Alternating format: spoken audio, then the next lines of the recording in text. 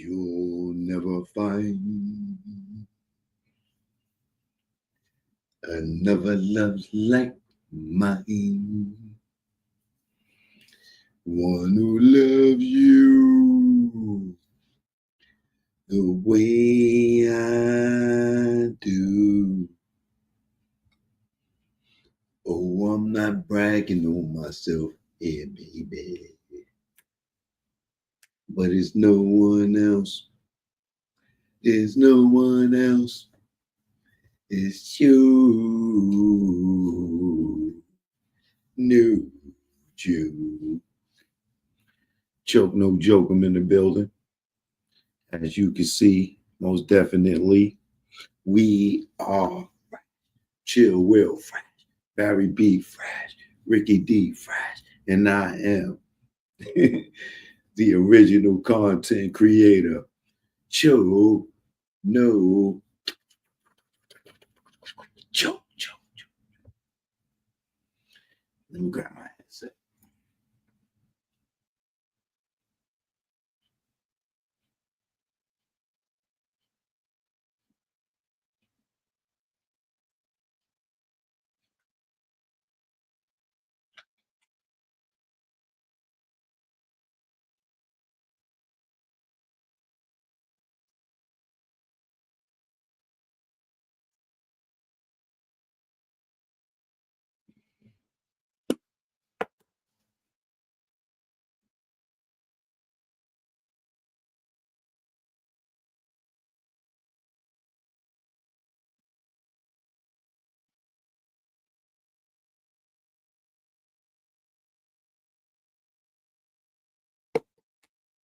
Check. Check.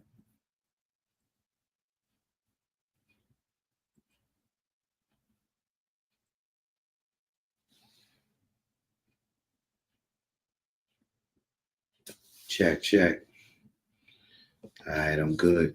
Choke, no joke, I'm in the building, man. If you ain't know now, you know. I'm live. I know it's late. Super late for some of y'all old folk. I know y'all go to bed at 9 o'clock, 10 o'clock. I got to come on like 5 in the afternoon for some of y'all. But choke, no joke, man. I'm here. Tell a friend I'm live right now. Let's get to the show. Choke, no joke. Yeah. It's choke, no joke. Let's go. Choke, no joke. Chicken, choke, no joke. Choke, no joke. Niggas, choke, no joke. No joke. Learn from mistakes. DJ Acid, that's the great. It ain't no telling you be a first-time felon. No telling when you be a first-time felon. It ain't no telling you be a first-time felon. No telling when you be a first-time felon. Best day of my life, no sleep all night. Broke day for weeks, my cash was right. My capo tight, take our loot, unite. 23-hour shifts had us elude like Mike. Cash lovely, yeah, Dougie. How could this day get so ugly? Wifey bout to pop like some bubbly. Yo, doodles now most, you really bug me. Felt like a star, cop first car. Get up with the guard, what it is, baby paw. You about to cop a van, get up with our mans. Before we reached our low spot, toes blam. Unaware what happened, discussing the clapping. It wasn't loud, ain't shit gonna happen. Me being stupid instead of getting it moving. This nigga kept chefing like the woo one. Then we heard a knock, no one knew of this spot. 6 niggas in the spot, 6 niggas not. Ain't no telling you be a first-time felon. No telling when you be a first-time felon. It ain't no telling you be a first-time felon. No telling when you be a first-time felon. It ain't no telling you be a first-time felon. No telling when you be a first-time felon. I'm in the precinct all damn even. This good cop, bad cop shit got me steaming. No, I was caught, I ain't give a fuck. Had jokes like the usual suspects line up. Book times up, came back fuck. Shirt wrinkled up, my pigs roughed me up. Time's up, heard them clink of the cuffs. Niggas was so deep they had to call on the bus. Everybody that checks outside waiting on us like ghetto celebs. Our cells ain't plush. 5 in the book and gave a whooping. He never forget, they gotta be split. Up in the courtroom, they call Charles and Rutgers. Everybody in the jets waiting on us. Try to bail us out, that thought got thrown out. Bill one so high, I couldn't bear half a nigga out. Copped out, that's what first fell in the bow. Back on the bus, Rikers the row. Wifey in the courtroom crying out. We love y'all with tears running in their mouth. It ain't no telling you be a first time felon. No telling when you be a first time felon. It ain't no telling you be a first time felon. No telling when you be a first time felon. Choke no joke, learn from mistakes. Keep chasing that paper, you gonna catch a case. DJ S&S the great.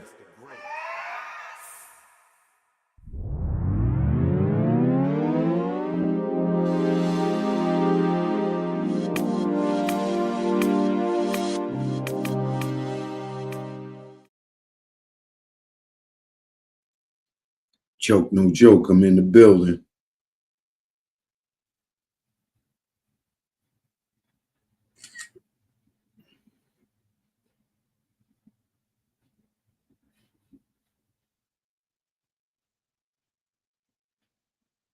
What up, what up? They coming in, I know it's late. I know y'all ain't expecting me to be on. Most of y'all sleep right now. Old fogey stogies.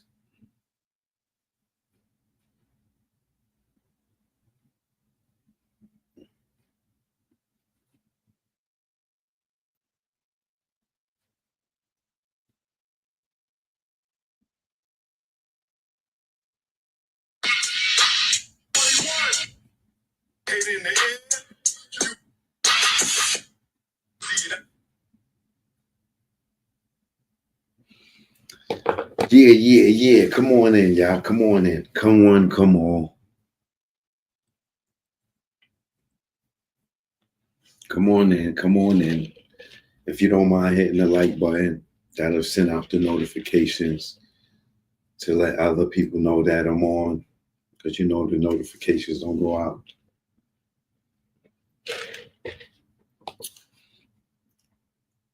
I think I'm gonna go live on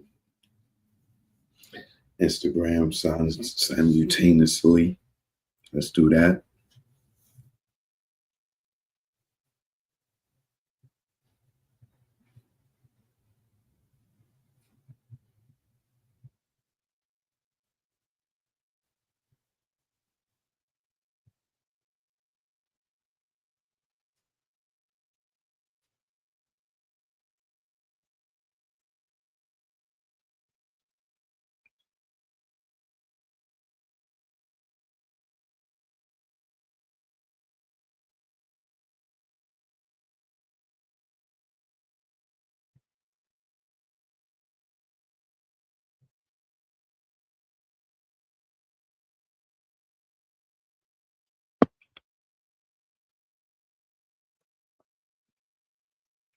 All right, y'all.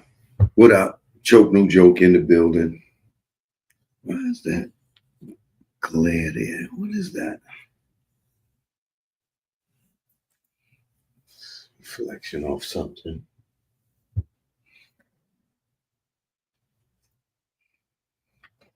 I don't know if it's affecting y'all or just me.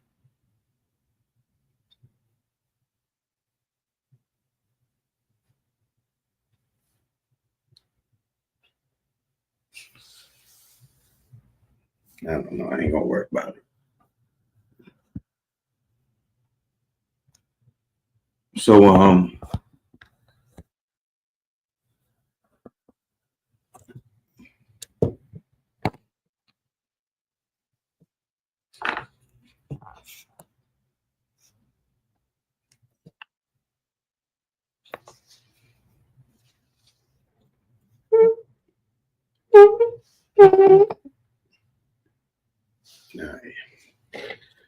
So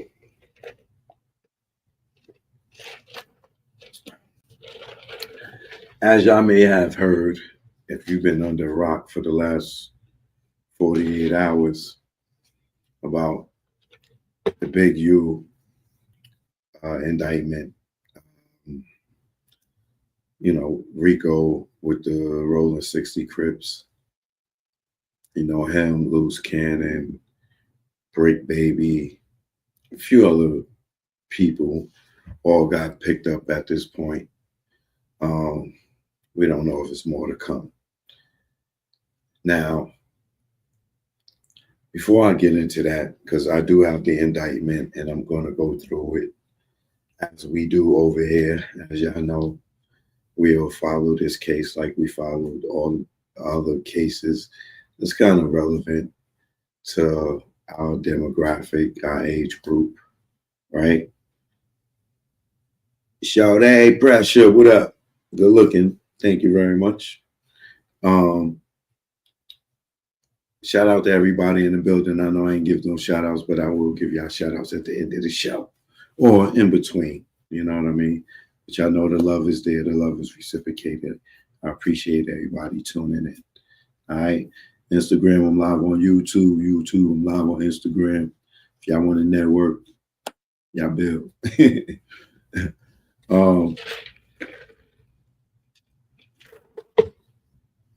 Shout out to everybody in H-Town. You know what I mean? Joke no joke, I'm in H-Town. So holla at me. I'll be here for a few days. All right.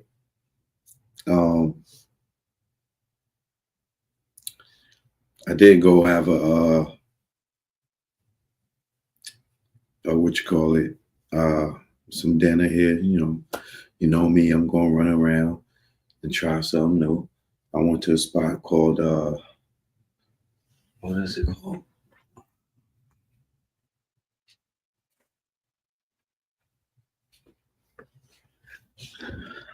Saltgrass. And it was real Texy in there. I felt Texy in there, you know, the country music playing, seeing the cowboy hat, seeing some people in cowboy boots, you know, smelling that brisket. But yeah, but I had some crab cakes and baked sweet potato, and it was good.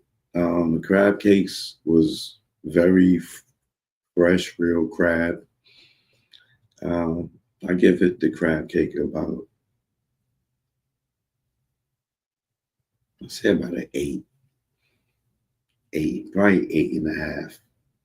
You know, you get crab cakes, and everybody can't make a good crab cake, but it was a nice little portion. I think the crab cakes like $25, but they gave you 3 nice size ones and highly decorated with some sauce. It was good. It was good. And you can't go wrong with a sweet potato. You ain't got to do much with that, right? But they had the cinnamon and butter in there. It was good. So Saltgrass is a good spot so far. I'm gonna maybe try it again for lunch, see how it is. Get some of that meat, you know, but I had to get me some seafood. So if you're in here and you're from Houston, you might have heard of this spot. If you didn't, check it out when you come to the H-Town, right? A kiss from Costa Rica, kiss right back. All right. If you're a woman, you can get a kiss back. I don't know if you're a woman or not, but if you're a woman, if you're a guy.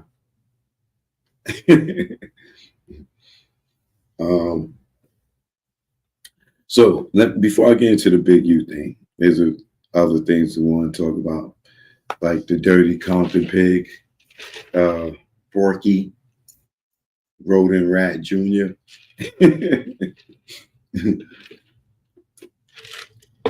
Let me tell you, man, if you're watching this and I don't think Rodent Rat Jr. got a lot of friends, but if you this guy a friend, like, you got to be like, I don't know, because even the guy John, I'm sure him and Rodent Rat go at it a lot. But The way that I see this guy flip flop on Suge Knight, man, weekly, this dude has loyalty to nobody, bro. Like he is a spiteful, emotional, vindictive, Jabba the Hutt. Just he's just a walking contradiction every day. He talk about how him and Suge, he just said him and Suge was good. Me and Suge is cool. We've been on the phone every day since November. You know, we're gonna do some business together. And then today is, man, that nigga over there messing with all the dialogue. I told him I don't like that. Okay. I'm gonna drop a dime on him. Roden Rat Jr. You know what I mean? He like the dude in Belly with the banana. I'm gonna drop a dime on him. So what did Roden Rat Jr. do today? He goes and interviews Lydia Harris, right? Now, short backstory, Lydia Harris is the ex-wife of Michael Harris, or you may know as Harry O, the guy that alleges that he gave Suge the startup money for Death Row, right? Suge denies these allegations. Lydia Harris sued Suge.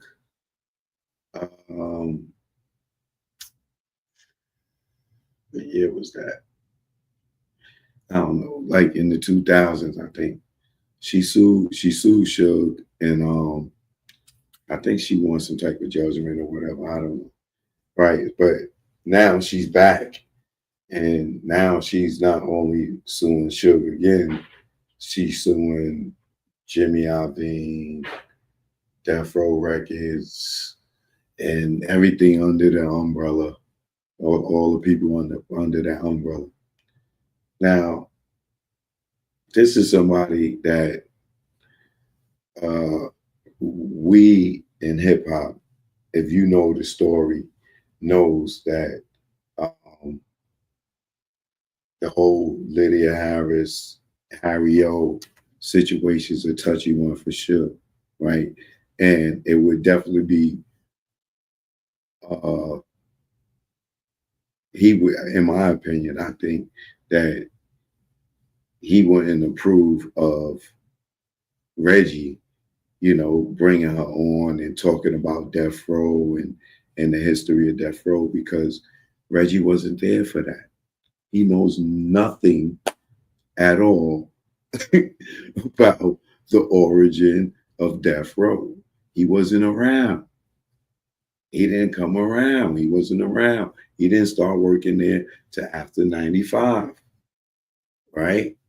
So for him to get up there and talk to Lydia Harris as if, you know, because, you know, some of y'all people associate Reggie with Death Row in a way that y'all think that this dude was a CEO or owner or something. No, the nigga was security, right? Security don't be in the meetings with the CEO. Security don't be in the meetings with the vice president or the COO or the CFO. You get what I'm saying? So a lot of people get it screwed because he keep telling y'all he was a label boss and this, that, and other. We all know that Suge and Dr. Dre initially are the ones responsible for making Death Row what Death Row is, right? And even after, you know, Dre left, you know, it had some life, right? But he had nothing to do with none of that business. at all. He was security, right? So for him to bring on Lydia Harris, right, and make it look like he's privy to the origins, right, to where he bring her up there to put out any message against anything that may contradict what Suge said, is him just being a goddamn hater, butthurt, because Suge doing interviews on the Art of Dollar, and he says it in the opening of the video. Yeah, I know y'all gonna be mad at me. I know what y'all gonna say. Yeah, because you be a sucker. You siding with somebody that you know that Suge may have a problem with it. But being that he doing interviews on the Art of Dialogue and you got beef with the Art of Dialogue, so you're gonna go and interview somebody that Suge got a problem with. Or potentially, I don't know if they got a problem with anything or not. But we all know that even you, Reggie, I'm tripping. I'm tripping. Pork butt, you used to talk bad about Lydia.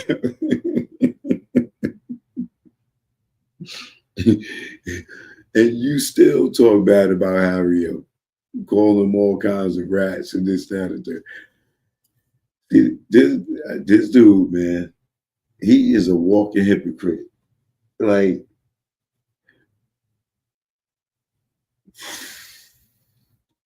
this is why he's busted allegedly in the murder of the Tupac Shakur, because he keep running his mouth and he's too goddamn emotional, you know, and he think he's smarter than everybody. Ultimately, at the end of the day, he think he's smarter than everybody.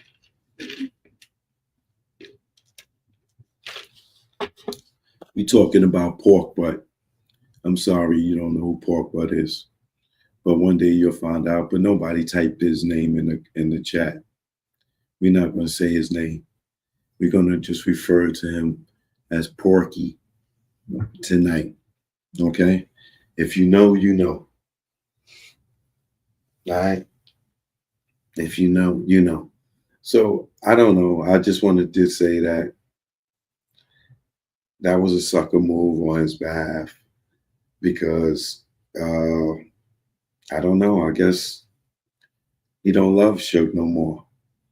You know, last week,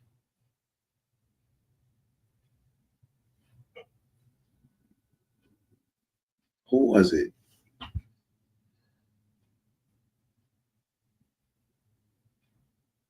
Last week, he threatened to have somebody meet up with somebody for a fade on behalf of Suge. Was it Ray J?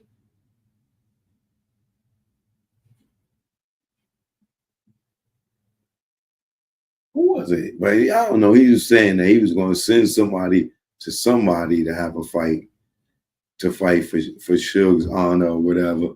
Oh, Daz. Yeah, Daz. Daz. Right. Thank y'all. Thank you, Kareem Spiggity and Vanity. Yeah, this dude talking about, yeah, man, Daz, you talking about Suge. You know, I'm sending one of the homies over there, you know, the discipline you get to get that fade, Daz. Like, bro, if you're not going to do it yourself, why would you send anybody? Like, I did. I want all y'all out there to take heed of this, what I'm about to say, right?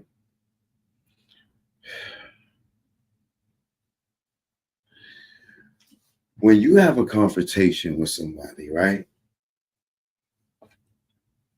When you have a confrontation with somebody, And let's just use this scenario. Dad's talking about bad about Suge. Suge is in jail. If he ever get out, he could see Daz, and if they want to square up and fight, they can, right? But then you have these people like Reggie that have no regards for anybody's life or freedom, right? Why? Because he just said that, yo, I got one of the homies to come over there and fight Daz, in honor of Suge. Now let's just say this homie go over there and one, scenario, let's say Daz beat his ass, right?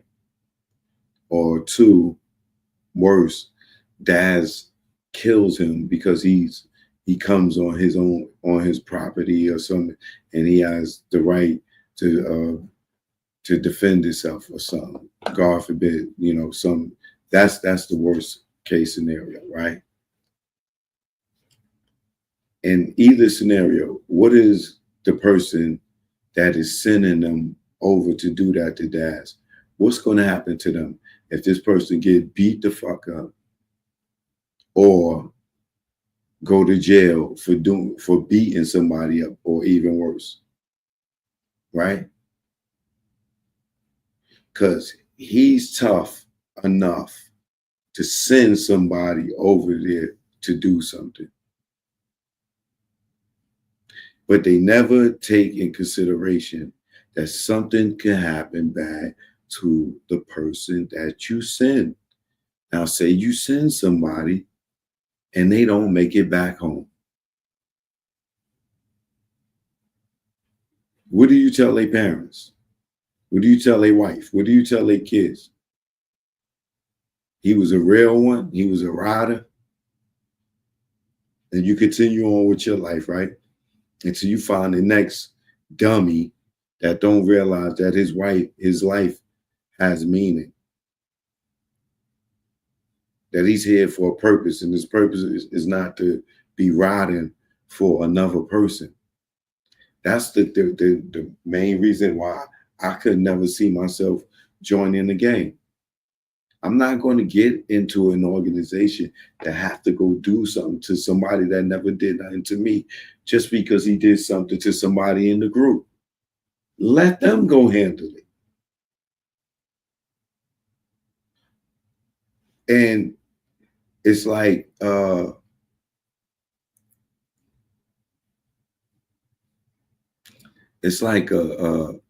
pyramid scheme,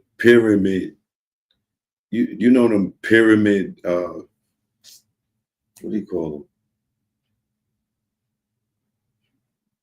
It's like them pyramid financial things where you put in money and they bump people up like that, right? That's the my back is itching. That's what it is in like street code. I mean, in the gang thing, right? It's like there's already a bunch of people in the gang, right? Now they try to initiate you, or you want to join. For you to get initiated to join in some situations, they're gonna tell you you got to put in work, right? And work may be killing somebody, cutting somebody, robbing somebody. It ain't gonna be no goddamn help building a building, a house, a car, a road. You know what I'm saying? You're gonna have to put in work to do. You're gonna have to do something negative, which could potentially put you in jail if you get away with it. To join the organization, right? Which whoever's getting you to come in and handle something, if you handle it well and it goes good, they get up, you come in, right? And it's just that process all over again, right? So like with Big U going to jail right now, who gonna be the big homie of the roll of 60? Somebody's gonna inherit that. right? And then it's going to go back to day one. There's going to be a little homie that's going to be like loose cannon on one of them, and they're going to want to be down, and they're going to have to show how ignorant they are to be down, right? Whether it's to kill something, rob some, ride for one of the homies, or just get your ass beat, get jumped in by 100 is an exaggeration, jumped in by a bunch of homies, right?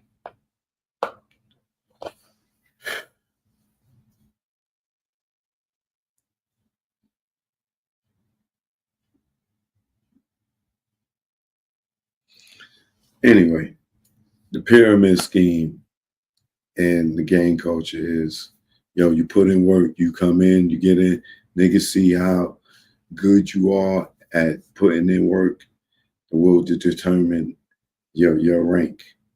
So the more ignorant you are to take a chance at losing your life or doing life, the more you'll get bumped up. And then you'll go down as a real one and never think about their parents or their kids in the process. Right. So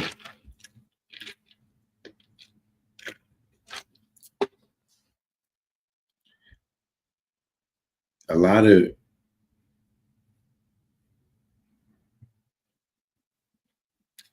neighborhoods got destroyed because gangs and street culture influenced this.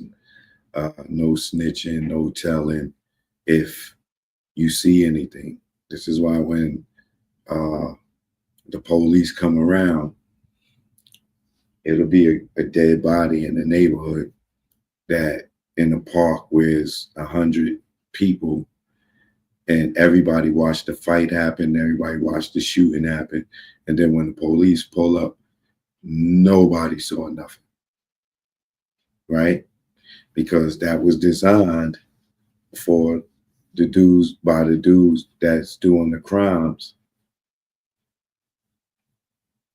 to help them stay safe and not go to jail and make you feel guilty about telling the truth on something that somebody did wrong, right?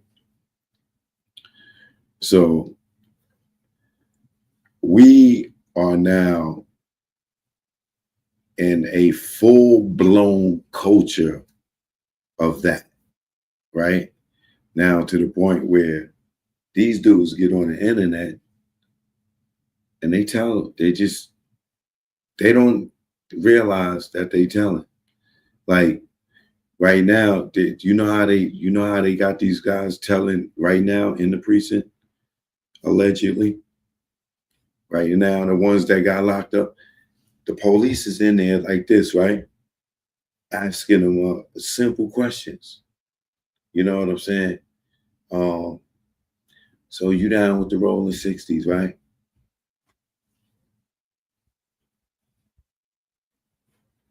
I ain't saying nothing.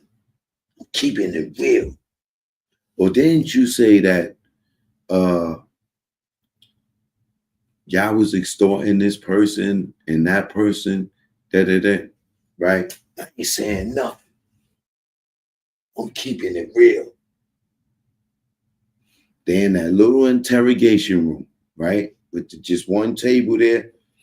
They on that side, cop on this side. Oh, so you're not going to talk? You're not going to talk? Okay. We're going to bring in the big dog, right? Now, these guys, they tough and all that, and they don't talk, right? So now this detective, he leaves out. Yo, bring in the big dog. Bring in the big dog. We need the muscle. We need the muscle.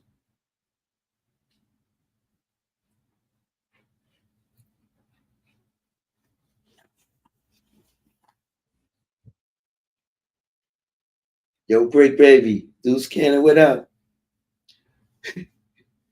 Yo, Adam, Vlad, what are you doing here? Nah, man, they just wanted us to come talk to y'all. You know what I mean? Ain't nothing. Yo, they gonna put the camera here, all right? Word. Oh, okay, okay. Yeah, yeah, yeah. Yo, Vlad, man, yo, man. They niggas locked up right now, and they bring Vlad and Adam into the goddamn interrogation room because they won't talk to the police, right? Hey, Vlad, sit down. Yo, so Brick Baby, tell me. Oh, so you, Big U, Loose Cannon, y'all all got arrested, right? Right? So what happened? Tell me what happened. Yo, man. Yo, Vlad, man. Yo, remember when we was on your show and I talked about and I was on Adam's show and I said, nigga, I got mad murders. You ain't got more murders than me. Yo, they trying to use that against me, Vlad. Yo, man. Yo, but I ain't saying nothing. They trying to get me to talk, but I ain't gonna talk. I ain't saying nothing. I ain't saying nothing. Yo, I'm telling you. Yo, so yo, Brick Baby. So look, they had me to come in.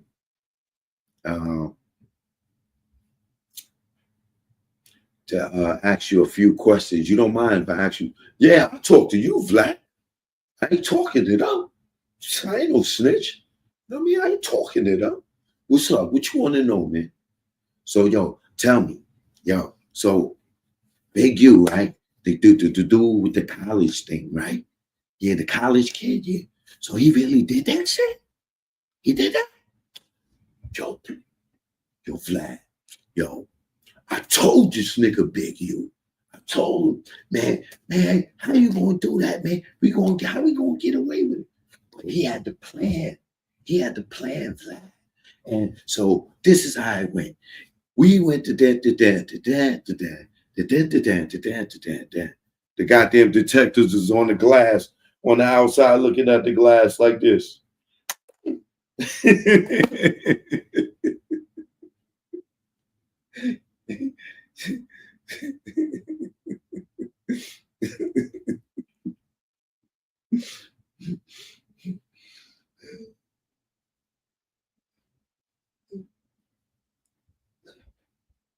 Can't even get it back on.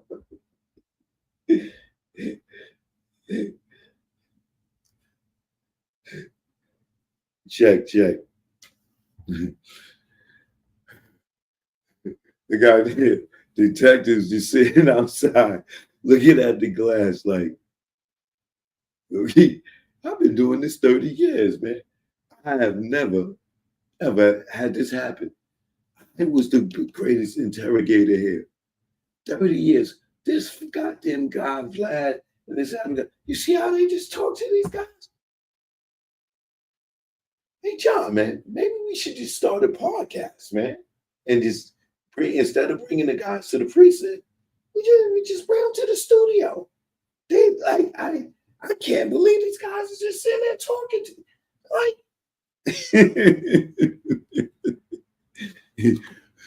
these dudes done went on the internet and talked about all these beefs, said what set they from, what everything that they could say that can incriminate themselves. They said it.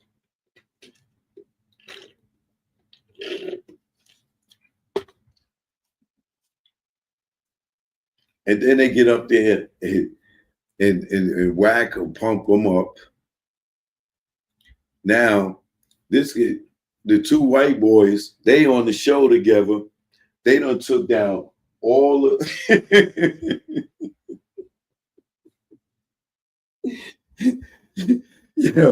the dude Adam Wall is big. He took down all the gangbanging stuff.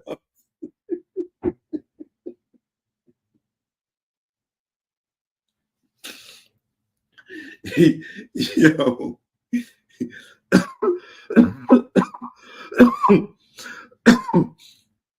Chill. Let me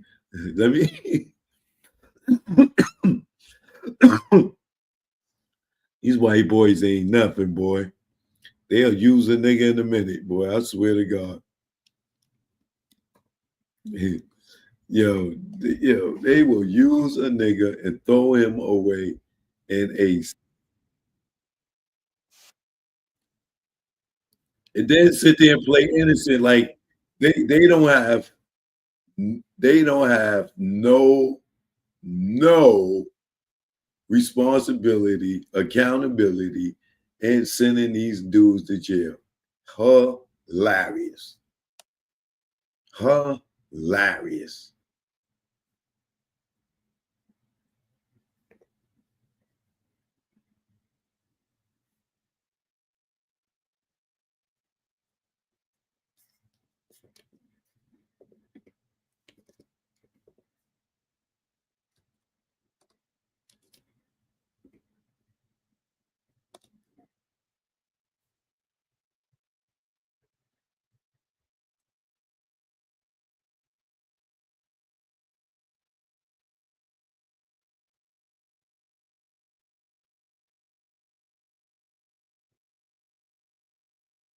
What is it?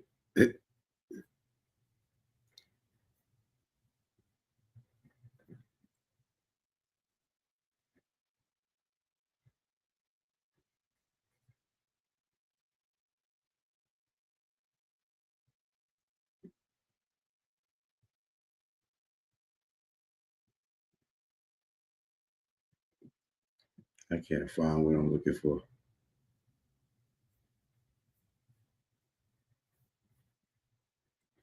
Well, look at this.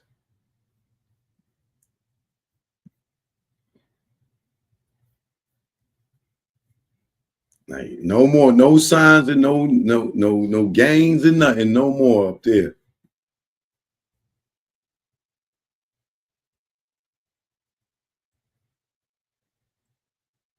Oh, what happened?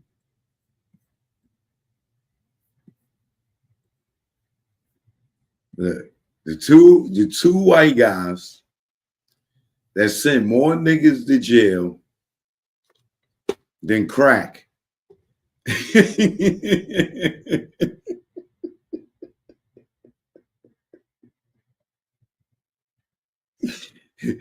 These two guys sent more goddamn black men to jail than crack, allegedly, right? Like, and then he called Vlad the godfather of hip hop. Hey, yo, bro. Yeah, he's the godfather of hip hop, just like Eminem was the king of hip hop, right? Yo, y'all white people, man. And the way y'all try to come in and take our culture and then say y'all run it and y'all kings and is hilarious. If Vlad is the godfather of hip hop media, what am I? Adam. If he's the godfather, what am I, Adam?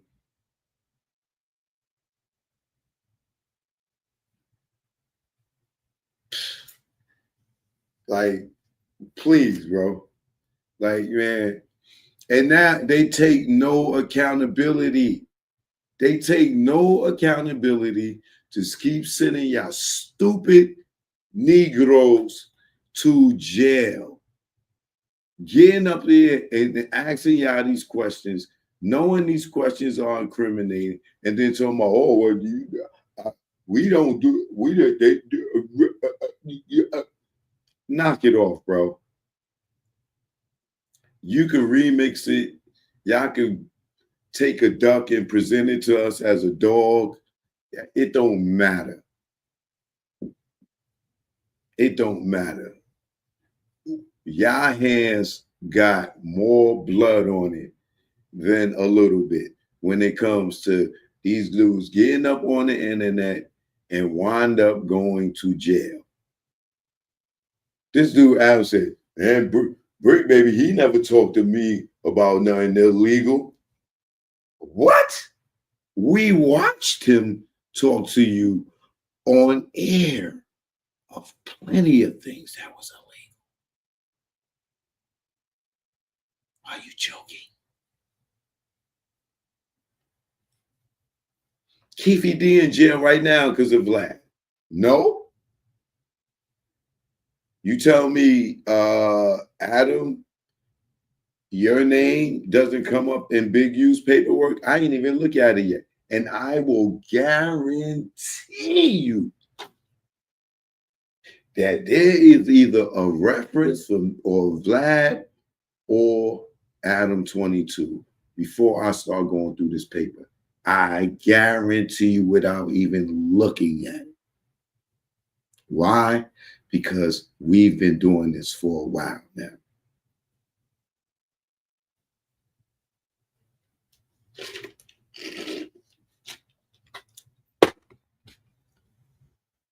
Wack went on and tried to bail Keefe D out and talked about it on Vlad.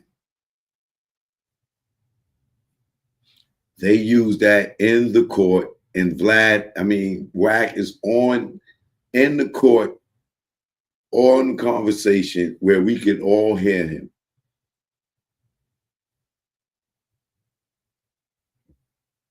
We all heard him.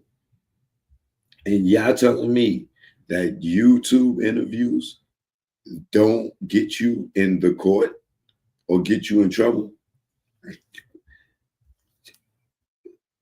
Wack, he may think that he's out in the clear with that whole thing, with that paperwork. If that paperwork was legit, Keefe D would be out. So something wasn't right with Wack's paperwork. Allegedly, something. And that still could come back to get him. But it is a clear, very clear observation that there is some type of task force being built or that is built and it is working, and they are cleaning up all the stuff that these dudes been talking about on social media. So all the guys that got on YouTube and did the same thing they did, that they the first domino to fall.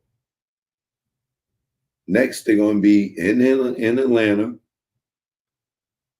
and in Houston and then in New York.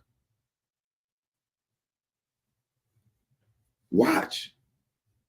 All your dudes that you like, these rappers like with Diddy and Jay-Z and Birdman, all these dudes that got like street dudes around them, and if they had them doing anything wrong, it's gonna, bro, do you understand what is happening? Once Big U got locked up,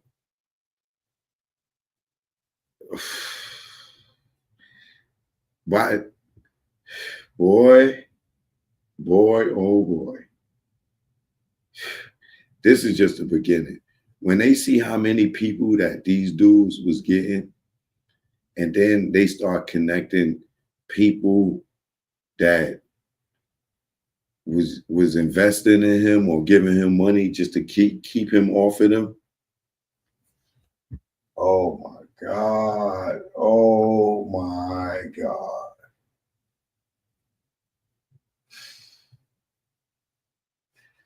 It's going to be a domino effect like no other. All the I don't even want to say dudes' names because I don't,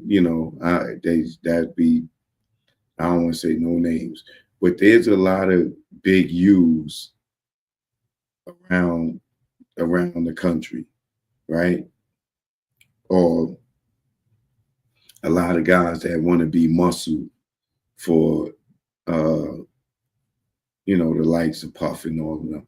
All those guys, like the real guys that's surrounding the artists or the CEOs,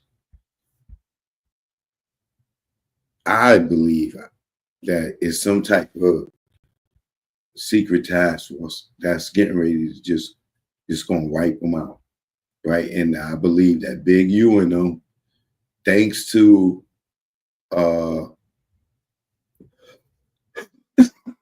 Whack 100, Loose Cannon, Brick Baby, Adam 22, Vlad TV,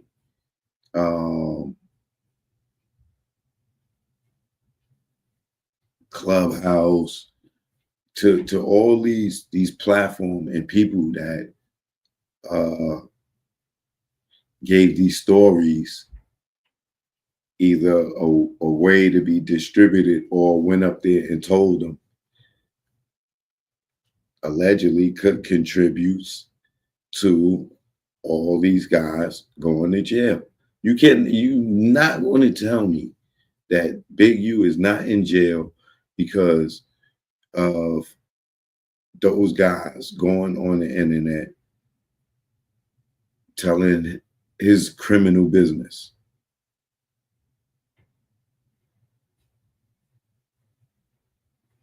It's the same thing with Diddy and Gene. Diddy don't go to jail if Gene didn't get out here and keep telling all these stories, and painting this narrative that they could go and use against him. And then the thing that's crazy about it is dudes like Gene and Wack, they get upset and they don't want the responsibility. I mean, they don't want they flowers for sending niggas to jail.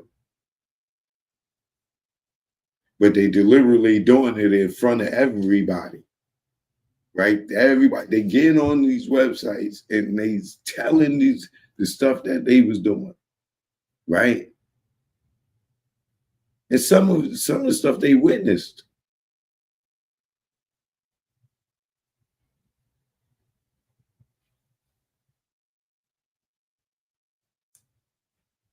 And then when dudes go to jail, it wasn't me. It wasn't me. This dude Wack on my Instagram right now talking about he gonna sue me because I said I think that he had some involvement in snitching. It is his telling is public record.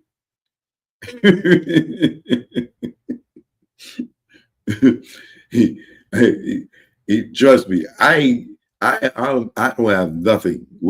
Whatever you go to sue me for, I guarantee you, your legal fee will be more than what I got.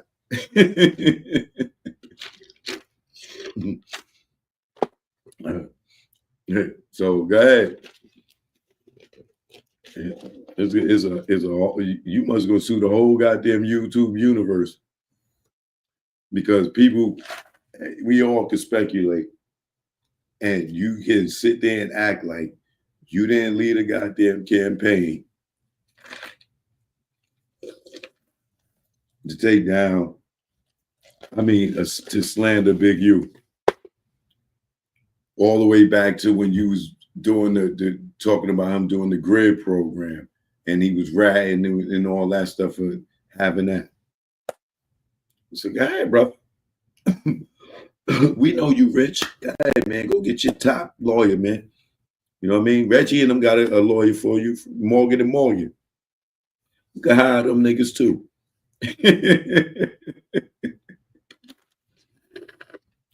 Hire Morgan and Morgan. So I'm gonna see what your assets are. I ain't got no assets, nigga. Child support took everything from me, nigga.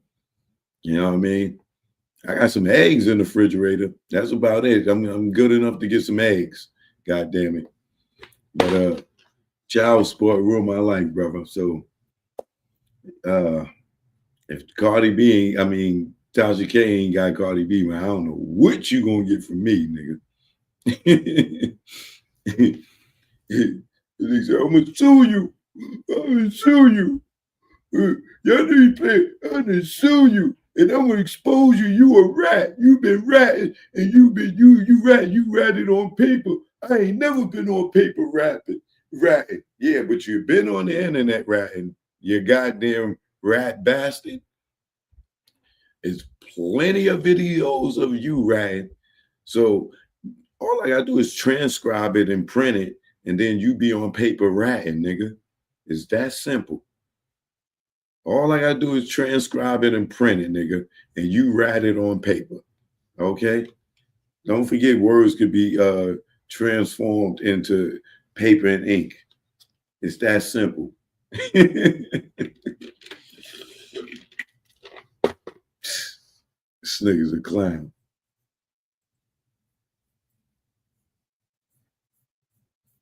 I'm gonna sue you.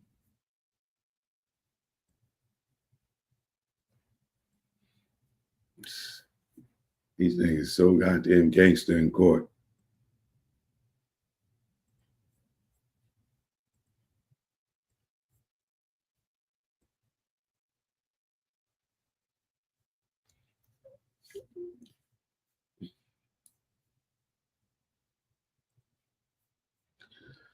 So here's the indictment. Now, I know I'm not going to get through this whole thing. I'm not Cat Williams. I cannot read that fast. This is 100 and something pages, right? Which means there's a lot of information in here. Now, before I even read this, I've been in the entertainment industry long enough to know that some of these big boogeyman stories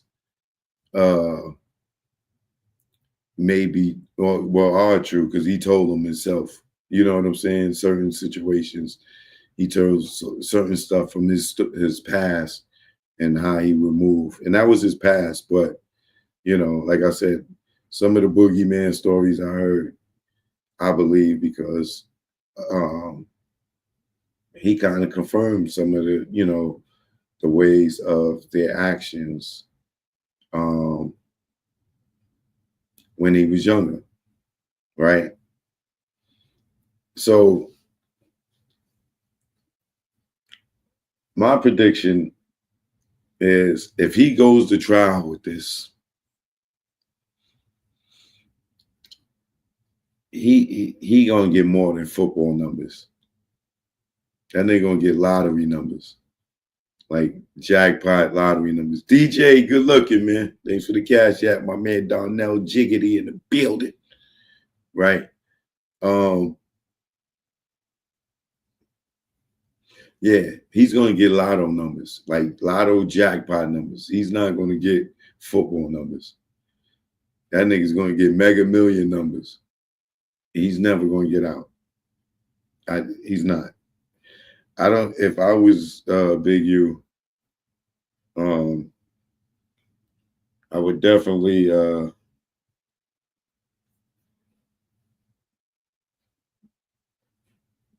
not play with those people, because his reputation. You ever heard somebody say your reputation precedes you? That's an understatement in regards to him.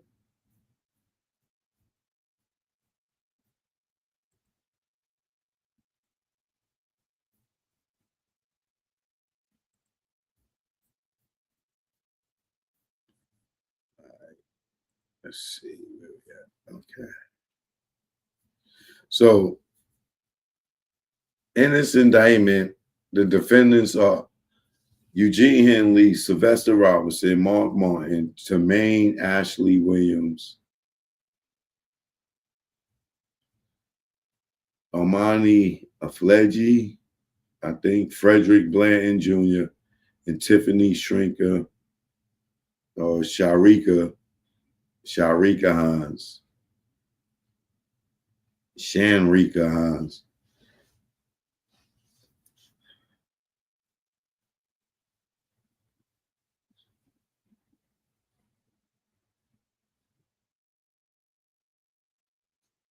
That only looked like 7 people. It looked like it was so much more people on that on that board that. So let's see. The Big U Enterprise, the check-in, how Henley and Big U Enterprise responded to failure to check in. Oh, we going straight to that. 6 supposedly legitimate business and charities used by the Big U Enterprise. Racketeering activity of murdering RW. I think that's the football player. The murder in connection to the Big U Enterprise. Henley's cell phone location corroborates his involvement in RW's murder. Evidence from the scene. Henley arranges for recording equipment from the studio to be removed and surveillance video to be destroyed. Interviews of family witnesses and Big U Enterprise associates. Title 3, interceptions. A robbery in violation of the Hobbs Act and as racketeering activity. 1, Henley directs a robbery of and conspires to rob, and Robinson and Williams personally rob a marijuana dispensary at gunpoint. Yo, man, if these dudes was this active, why would you be on the internet, bro? Like, why would you be on the internet, bro? If y'all still active, like, I don't.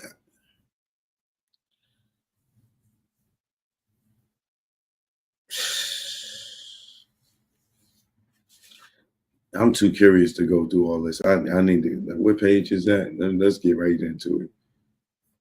Page 20.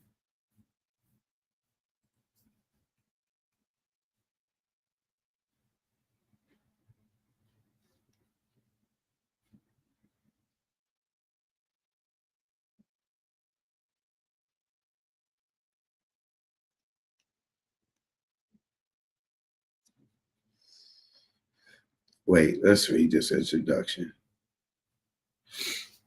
I'm a special agent with the Federal Bureau of Investigations and have been so employed since 2018. I'm currently assigned to a criminal enterprise squad at the Orange County Resident Agency of the FBI. Criminal Enterprise Squad.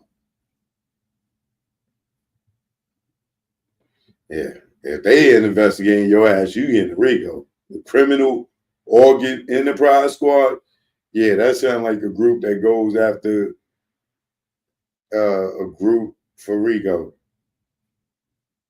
Where I am tasked with investigating violent gangs and organized crime enterprises. Yeah, exactly. From March 2019 through December 2024. March 19th. What year did Nip die? Let's see when Nip died.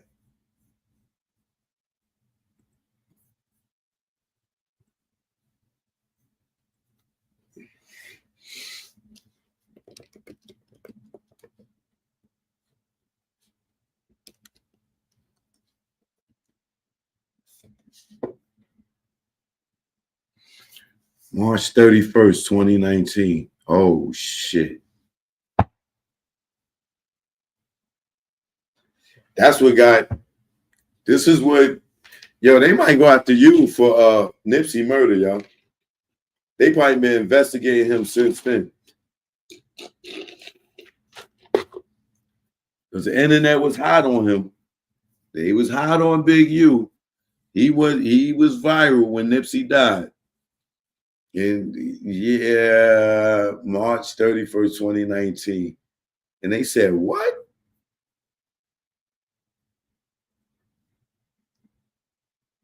March 2019. Oh, Big U. Whoa, you might be getting hit with He might be getting hit with the Nipsey murder, y'all. They going back to, I guarantee you they going back to Eric Holder. He get watch. Allegedly. From March 2019 through December 2024, when I joined the Orange County Resident Agency, I was assigned to the Los Angeles Field Office investigating violent gangs and organized criminal enterprises and criminal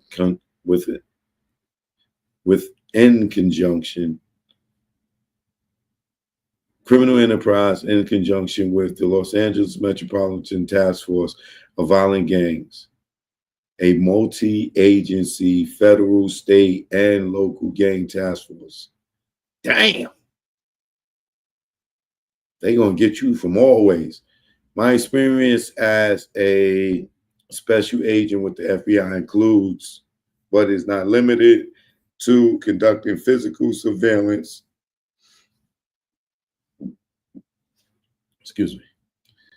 executing search and arrest warrants, working with informants, issuing subpoenas, analyzing pen register and trap and trace records, interviewing subjects and witnesses, consensually monitored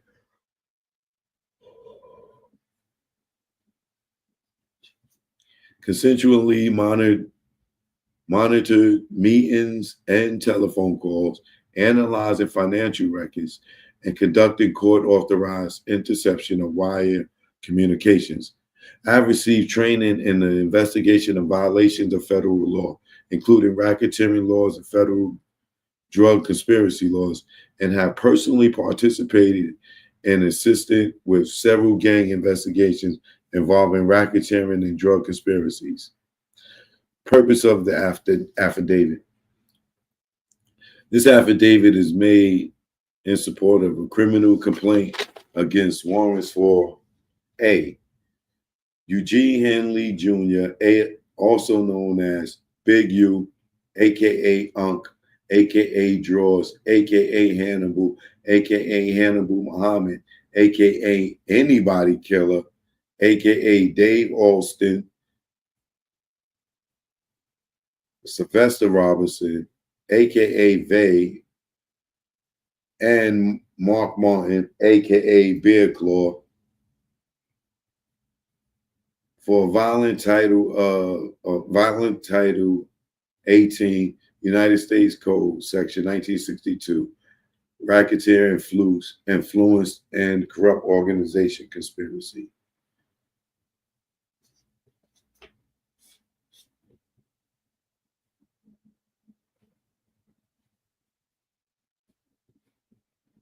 Loose Cannon middle name is Ashley.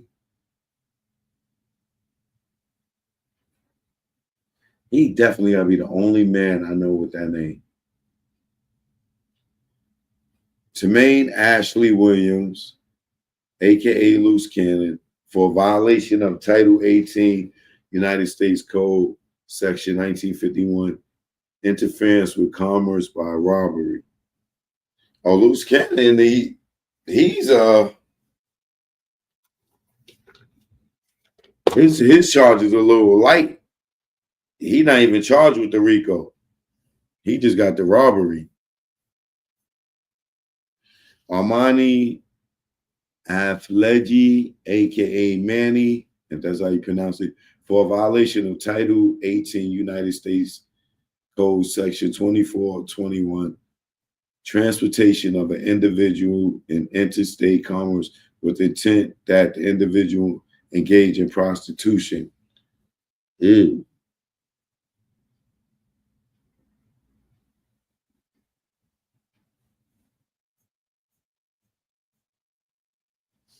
And Frederick Bland Jr. and Tiffany Shanrika Hines for violation of Title 18, United States Section 1344, bank fraud. So you got bank fraud, you got prostitution, you got bank robbery, and you got murder.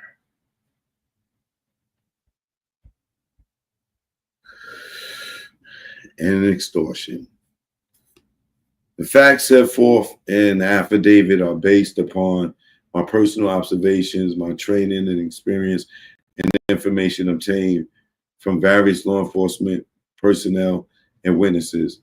This affidavit is intended to show merely that there's a sufficient probable cause for the requested complaint and warrants, and does not purport to set forth all of my knowledge of or investigation into this matter, unless specifically indicated otherwise. All conversations and statements described in this affidavit are related in substance and in part only. All amounts are approximate, and all dates and times are on or about those indicated. Persons, property, and premises to be searched. They had the warrant. Let's go to page 20.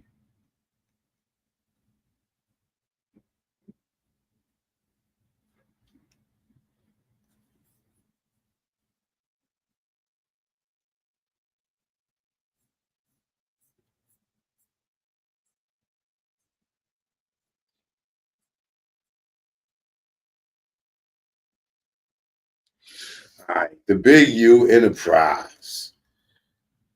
As discussed herein, I believe that Henley led the Big U Enterprise. Robinson was a years-long associate and confidant of Henley and served as his right-hand man, underboss and enforcer in the Big U Enterprise. And Martin was also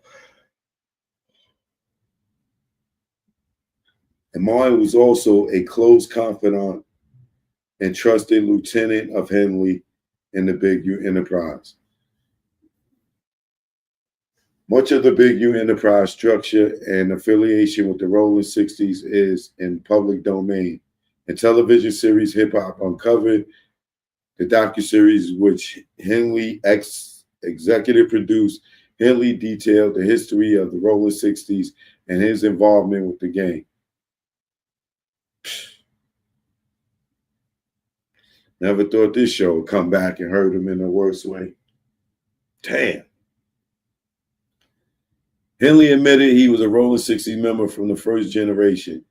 Henley advised that the Rolling 60s was a large Crip gang known to instill fear in the community. Oh, God, Big U. Henley claimed that he did not have gang-related tattoos because people already knew where he was from, and it was never a question. A similar quote that Henley often repeated when asked, why was he has no gang tattoos? It isn't on you, it's in you. After encountering legal trouble as a juvenile, Henley moved from California to Chicago. Henley admitted elsewhere to being on the run and conducting illegal drug activities in Chicago. While Henley was living in Chicago, Henley decided to move back to Los Angeles to participate in the gang war after an associate's murder.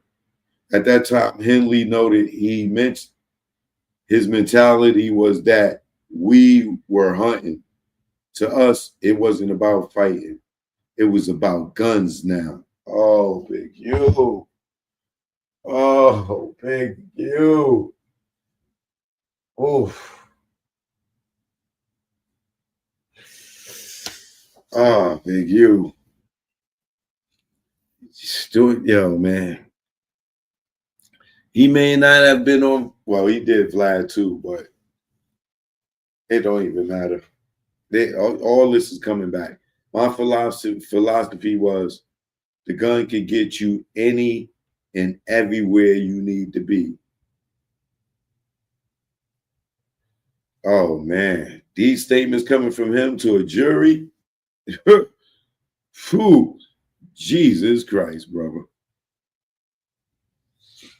After Henley returned to Los Angeles in the 1980s, he became known as a fighter for the Rolling 60s by fighting other gang members. As Henley recalled, those fights were about dominating the Rolling 60s competition.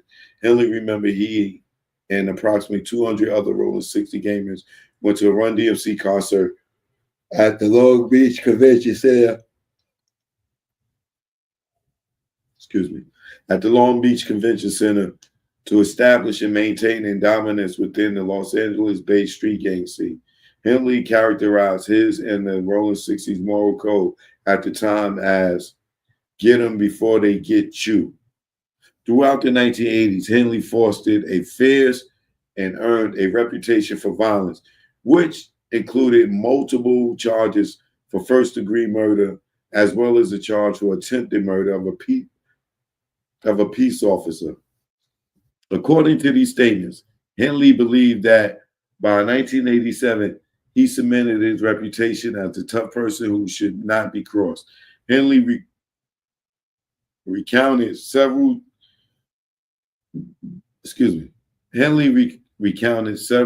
serving time in the county jail where he beat up other inmates for the purposes of establishing a pecking order. Henley was also earning money through the drug trade in other cities such as Minneapolis, where he realized he had influence over the Rolling 60 gang members. When Henley was 22 years old, he claimed to stop selling drugs and transition to a different racket. He believed his moniker, Big U, was so big and anonymous. Every time I go through a door, I was really a beast. That was the mentality. Despite having such power within the Rolling 60s, Henley did not have a reliable source of income outside of the drug trade. Henley subsequently connected with the hip-hop artist Kenneth Green, aka Papa LQ, and became his manager. In the docuseries, Papa LQ recounted that Henley was in tune with both the community and the gang culture. Henley also became the manager of hip-hop artist Ricardo Emmanuel Brown, aka Corrupt, a self-admitted Rolling 60s member. In 1991, Henley was found guilty and sentenced to 23 years in state prison for a robbery. God, 23 years for a robbery?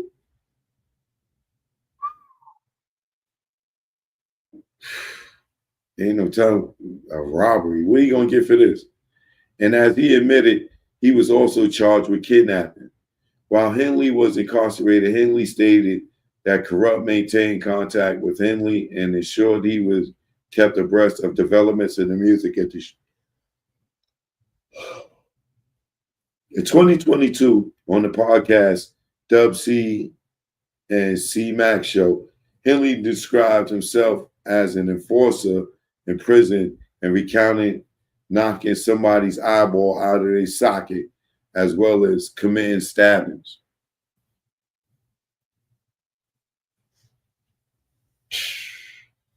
Yo, when the jury is sitting there watching him say how he did all this stuff,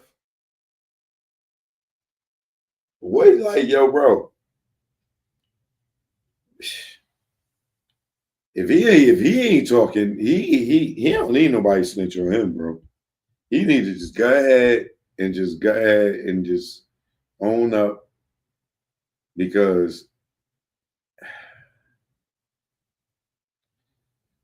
I can't see him going to a trial and a jury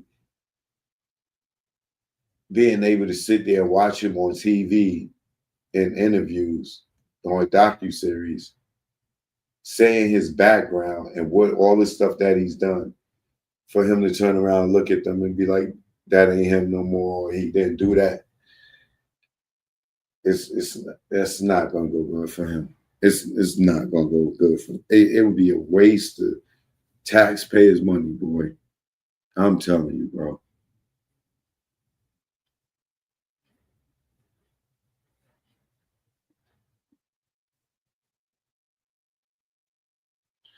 In 2004, Henley was released from prison. In the docuseries, hip-hop artist Calvin Brodus Jr., aka Snoop Dogg, characterized Henley as institutionalized. You say the wrong thing, you get effed up. He was short-tempered and serious about that ish he was on. Something about him I liked, because I felt like he was a leader. Henley claimed that he was focused on healing his community when he returned home from prison. According to Henley, his primary objective was to effect change and lift his community to a better place instead of destroying it. Henley's own words, though, show falsity of his claim in reformation. For example, on December 31st, 2022, what's this, 26? That's like almost 2.5 years ago, on an intercepted call, this nigga phone was tapped. Oh my God, Big U. His phone was tapped. Let's see what he say on the tap call. That's what the intercepted call is. Them listening on him. Henley explained his motivation for committing murders on behalf of the Big U enterprise, stating, "What you guys see on the internet, y'all keep hearing other people who don't have nothing to talk about but sell. Let me explain something to you. If I would have had a problem with any man, color, creed, king, or kind, the issue would have been resolved and he wouldn't be here, or I wouldn't be here. It ain't no kid, nothing. And they damn near nobody who been in this mother effer longer than me can stand against me and me be who I am. If I had a problem with any man, and this wouldn't be so funny to me, I'm still who they say I am." Oh, God.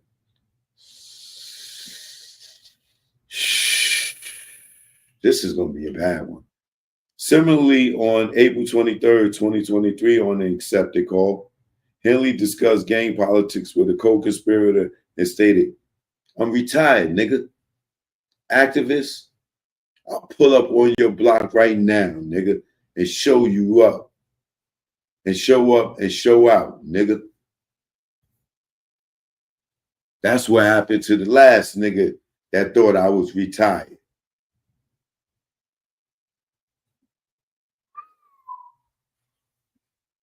Oh, man, he didn't think they was listening to him, huh?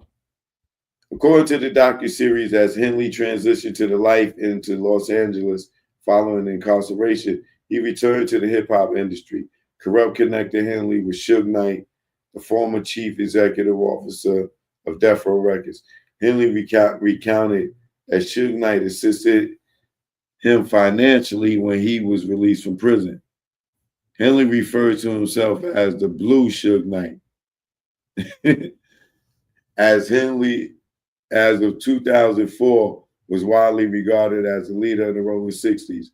Because of his reputation, Henley was positioned to ultimately form and lead the Big U enterprise. In approximately 2008, Henley formed a relationship with the hip-hop artist Amez Joseph something, a.k.a. that's Nipsey Hussle. How do you pronounce Nipsey's last name? Agamemnon? I don't know. After several years, Henley temporarily left the industry after he had a falling out with Nipsey Hussle related to equipment at Henley's shop. Henley recounted in the docuseries that Nipsey Hussle made a diss song about Henley, but that Henley is a scrapper, not a rapper, Henley stated.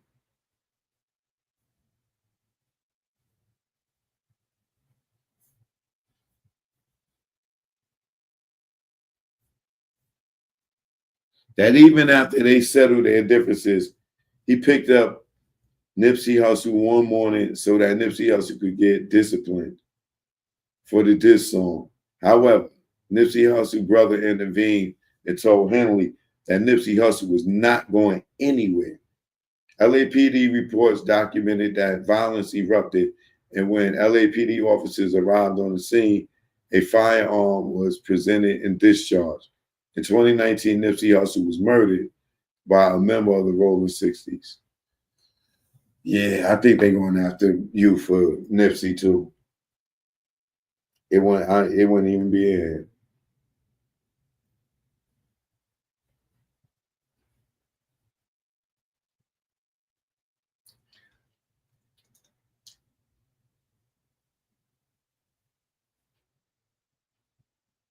It's crazy to me that in the gang culture,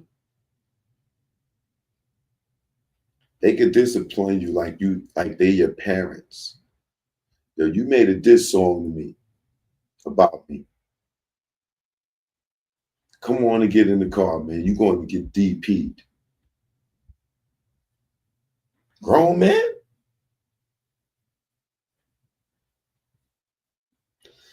That's like the school calling your house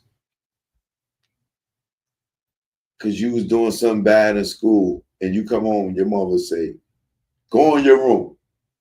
You're about to get a butt whipping. You're about to get disciplined and come in there and beat you with the belt. Like, yo, that's crazy. Yeah,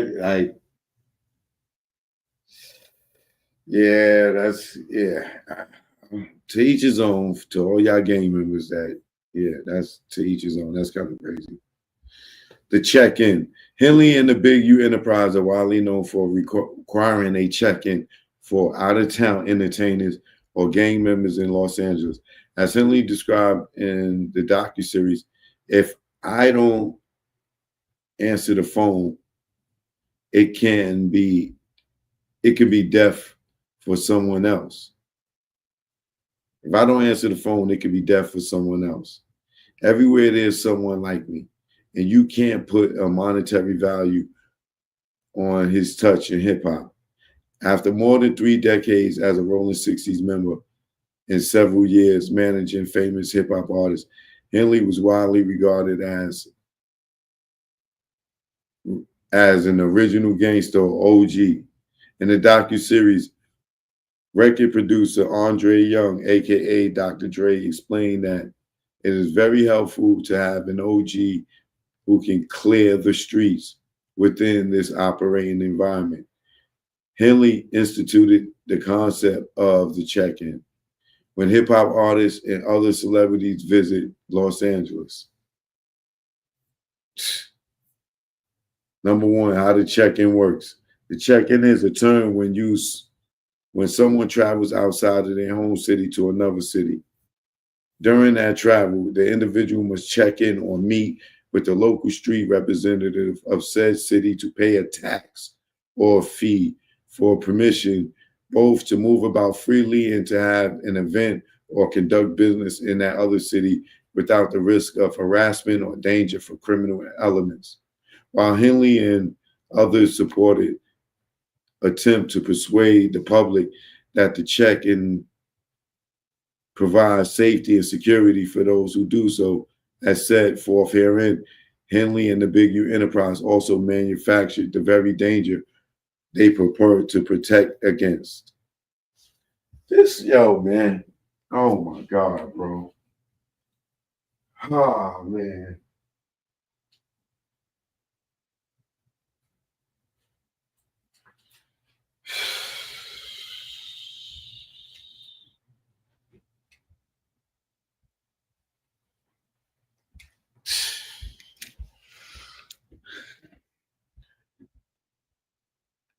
The dude went on TV, talked about how the whole check-in thing is, and that's extortion, bro. It's the friendly extortion. And he just laid it out. Now I can see them having somebody on stand telling the jury, what do check-in mean? Why do people have to check in? So you mean do the white people that come into LA, like, y'all make everybody check in? No, only the black guys and the Spanish guys that are, from the hip hop community. So when the people come from Japan to come to LA to take pictures and all over, all the Japanese, y'all don't make them check in? So only the black guys that got some money Got to check it. Okay. This is not going to go well, bro. This is not going to go well.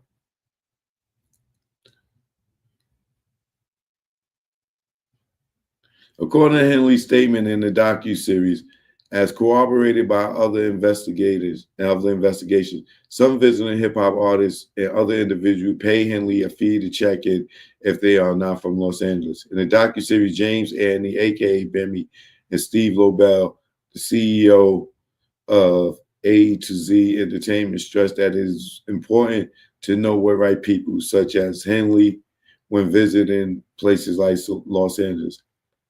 However, as podcaster Livingston Allen, aka DJ Academics, explained in the docuseries, the check-in is analogous to a commission for the gang or neighborhood where an OG is from. Christian Anthony Mathis, aka Trick Trick, explained in the docuseries that he enforces the check-in in Detroit, Michigan. Oh my God.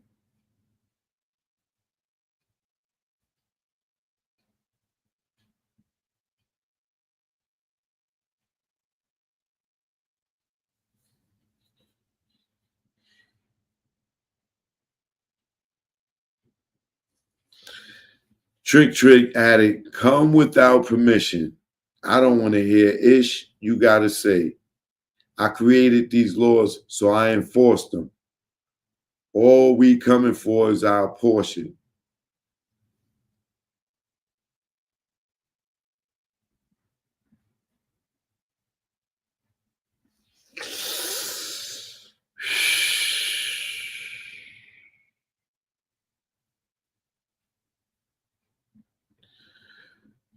Oh boy, yeah.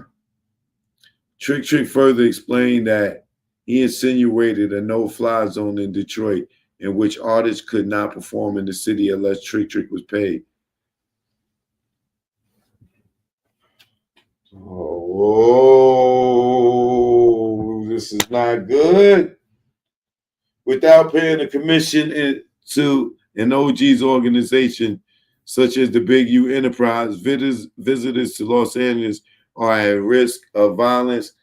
Henley has also provided examples of individuals who did not check in with him until it's too late, such as the rapper artist Tyquin Terrell Bowman, aka Quando Rondo, whom Henley discussed in another interview, and who was later targeted in a murder for hire plot where his associate was killed.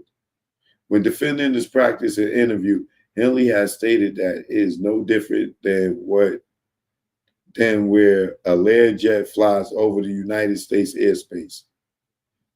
They want to know who you are. What? This nigga's tripping. Henley said his practice is no different, which I believe indicates that he purports to own and control Los Angeles through the Big U Enterprise. Yo, bro.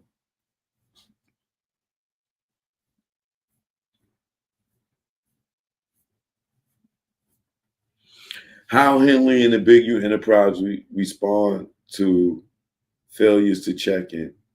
In 2022, the FBI interviewed a cooperating witness who told the FBI about one of these check-in incidents.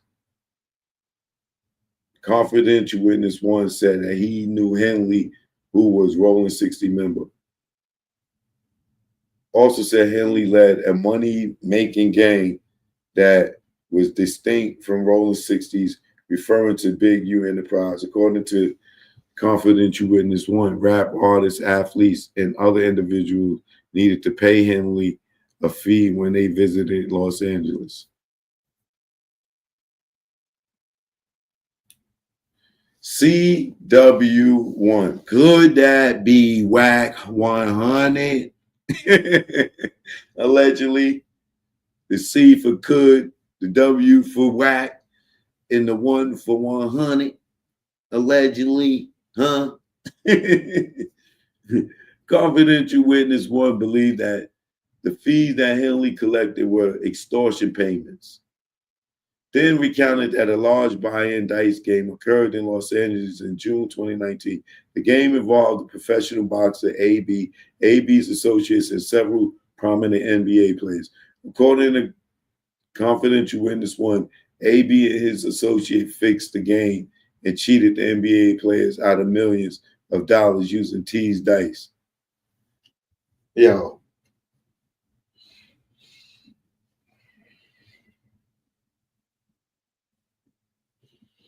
This is going to get really bad, bro. I wouldn't even waste my time. I would not waste my time.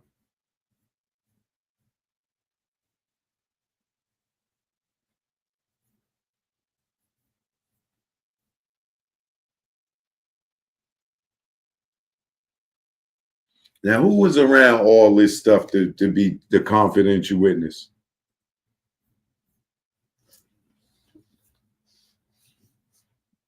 Who would be the confidential witness in this?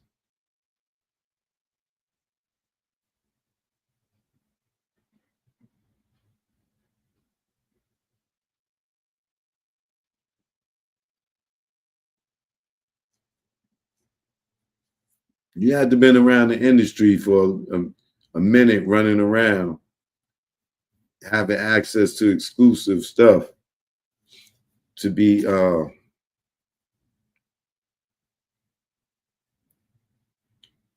following that game. Henley directed a group of Big U Enterprise associates to rough up Adrian Broner, who did not check in with Henley, and to get the money back from him on behalf of the cheating NBA players. Multiple members of the Rolling 60s ultimately arrived, and Henley used them to press AB. Confidentials one said that Henley was involved with the incident because Henley was involved in or would approve of any dice games or similar events, such as parties involving large sums of money and prominent NBA players and celebrities in Los Angeles. Multiple persons involved in the incident who have since been interviewed, including former NBA players, confirmed that Henley was paid $100,000 for negotiation this debt. However, each was later approached by associates of AB and told they still owed the money.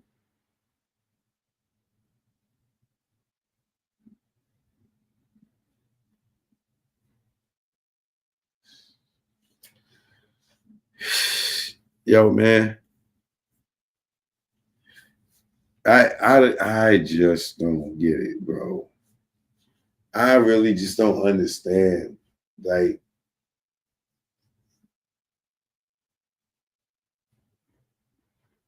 how we be doing this type of stuff to each other. It's crazy.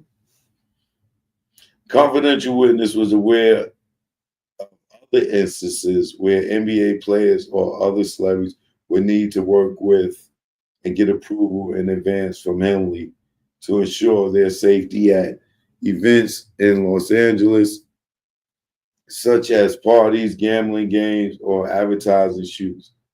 Confidential one said that these celebrities would have to seek and or pay Henley for protection and approval or face retaliation from the Big U Enterprise.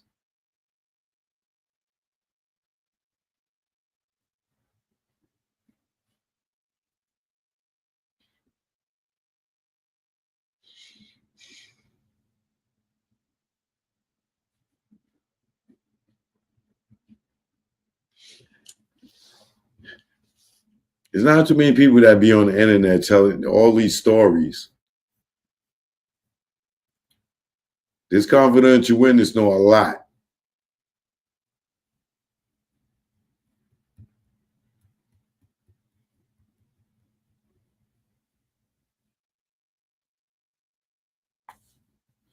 At the outset of the investigation, victim one was identified as an extortion victim.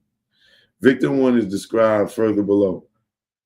From April 14, 2022 until April 15, 2022, victim one conducted a consensually monitored meeting with Henley and other unidentified individuals. Oh, they was wired and met up with Big U.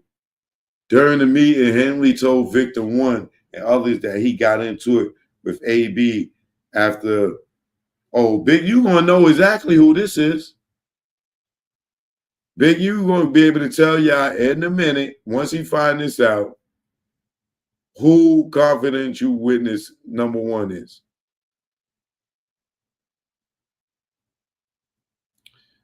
Victim one conducted a consensually monitored meeting with Henley and other unidentified individuals. During the meeting, Henley told victim one and others that he got into it with AB after AB cheated a current NBA All-Star out of $1.5 million and a former NBA All-Star out of $5 million. Henley also said that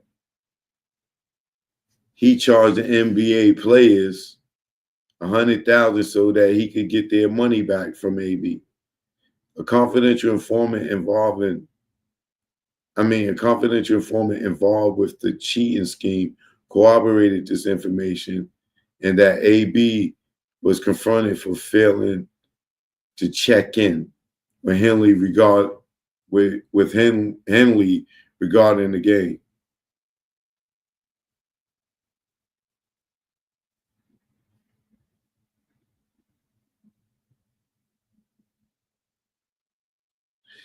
I wonder if these dudes ever told a story about Adrian Broner.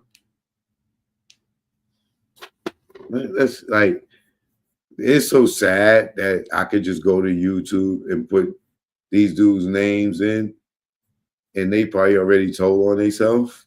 But let's see.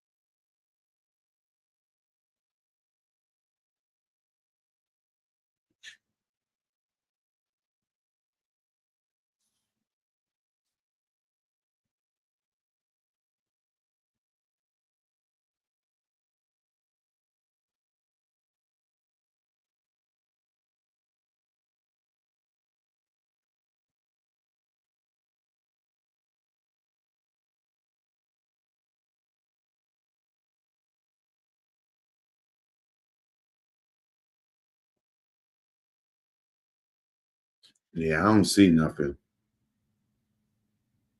I'm looking for an old story with Adrian Broner and Big U. This is crazy, bro.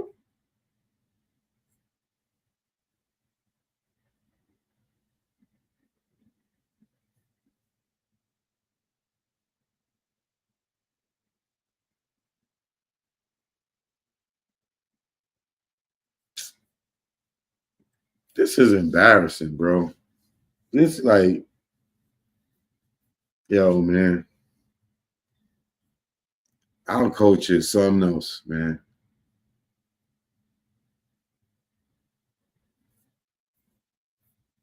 Peace, brother. This is crazy, man.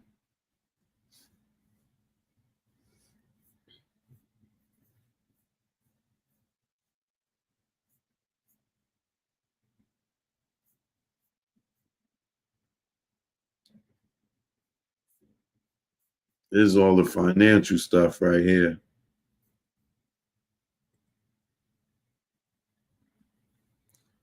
Man. Yo, man. Can you believe that a bunch of dudes is in jail right now because they went on the internet and told their life story?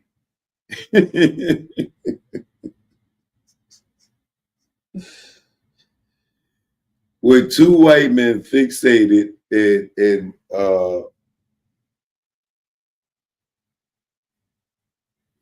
obsessed with black culture, got dudes to come up there and throw they've got their life away. It's like you can't, yo, bro.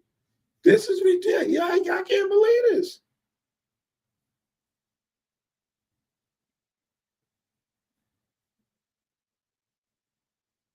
Without them telling none of these stories, nobody's in jail. Most of the investigation has come from niggas telling stories and talking about how they was robbing niggas and beating niggas up and extorting. Like, yo, man.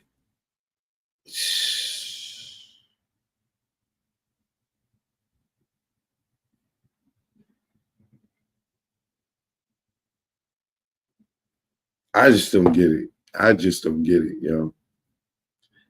Yo, if this case right here don't kill the culture, like if you're still going on Vlad and Adam and you're talking about gang banging and drug selling and bodies and that, like if you're doing that after this, we've been warning y'all for years, bro. We've been telling y'all for years. If you go on these platforms after this,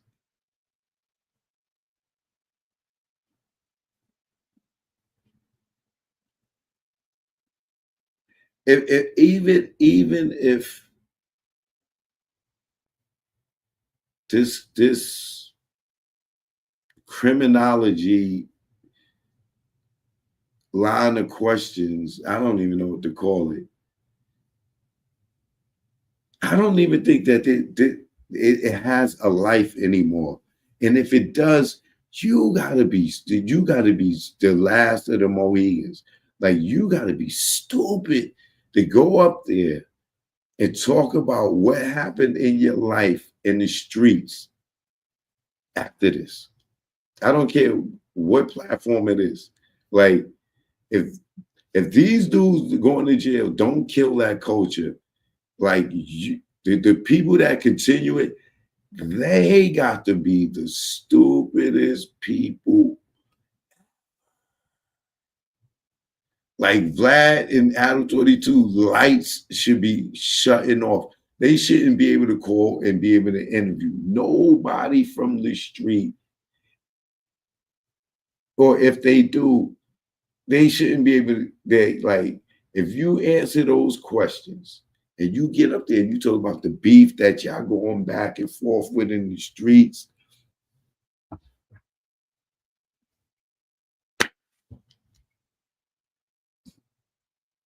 it is after the Arabs and all these people went, like after this one,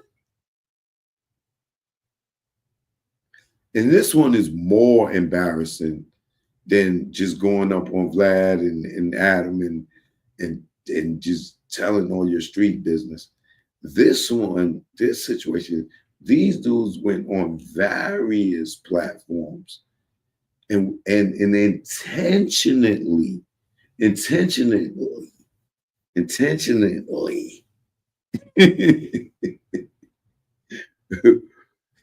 told to get this dude locked up, bro. They knew what they was doing. It wasn't like this wasn't no accident and the dude slipped up. It's no, they went on campaigns to get him locked up and they did it.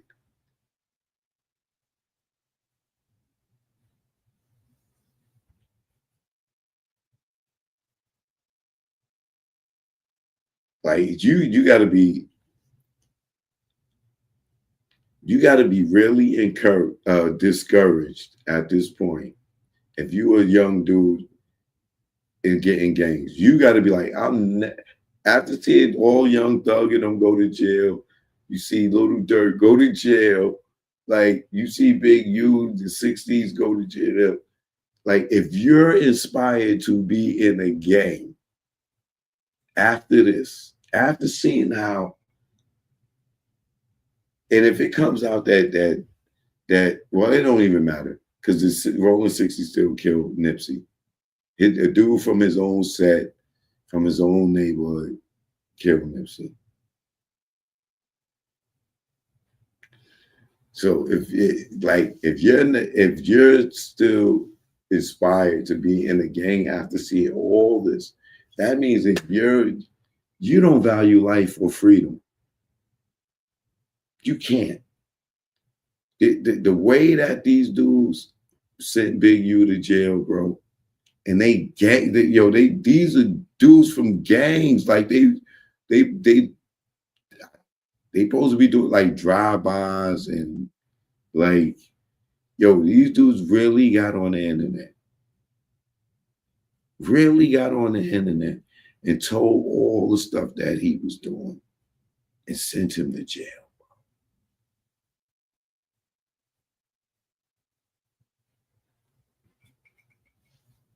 And then he tells his story, and now with him telling his story and them telling his story in a negative light, all the stuff that he talked about in his past, now his past is going to come and haunt him in the future, in the present, rather. He'll be thinking about that in the future, looking back.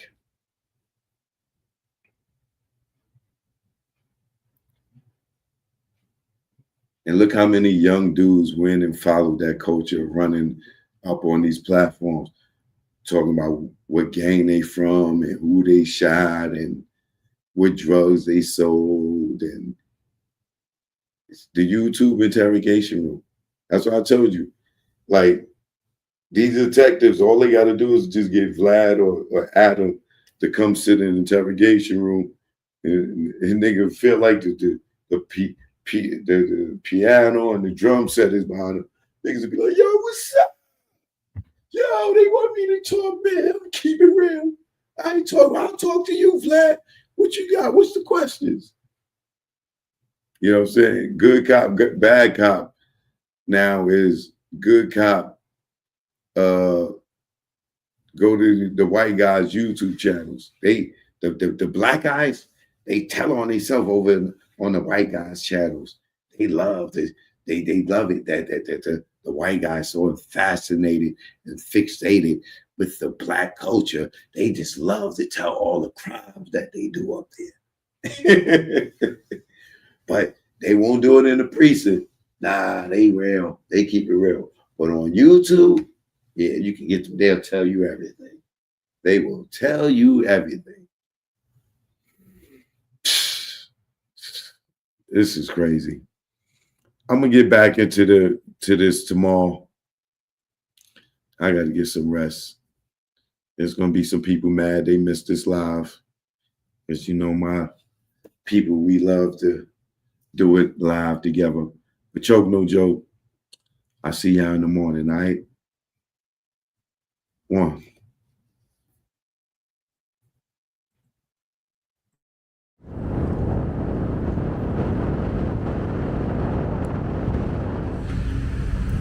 Choke No Joke, Jack Brown. Yeah, now. Choke No Joke, Jack Brown. Yeah. This what ATL in New York sound like. Let's go. Y'all hating ass niggas, I see y'all. Choke get busy, that's why I got the crown.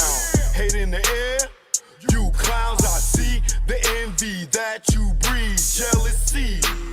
What you need is your own damn hustle. Stop worrying about mine. Nigga, I'm popping cause I put in time.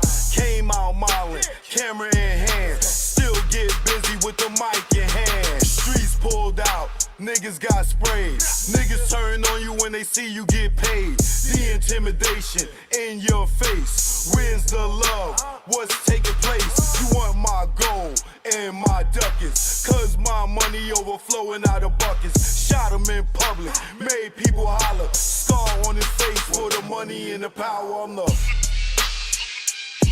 chokester. Chokester. The truth in the industry made me the chokester. Chokester. Chokester.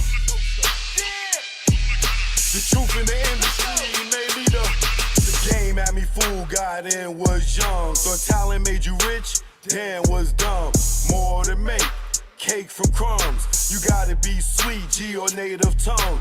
My heartbeat went into overload when Larry tried to turn me into a mole. Told me show my curly to the CEO. I didn't think it's funny, so his jaw hit the floor and grabbed that chair that broke his back. Then realized that's a hate attack. Harassment comes assault, you in the maze. No way out, like Puff and Mace. Touch me, tease me, I catch a case. Nigga, you ain't straight as your poker face. Father law God, in that game I fold. This sun don't tick, demon time don't hold. I'm the chokester. Chokester. The truth in the industry made me the chokester. Chokester. Chokester. The truth in the industry made me the chokester. Chokester. The truth in the industry made me the chokester. Chokester. On the ones and twos, chokester. What y'all want to do? I'm here now. Eat a wall, stand up. Shout out to the bomb squad.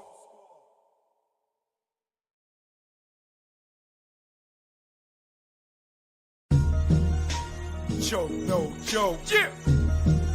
It's choke no joke. Let's go. Choke no joke, chicken choke no joke. Choke no joke, niggas choke no joke.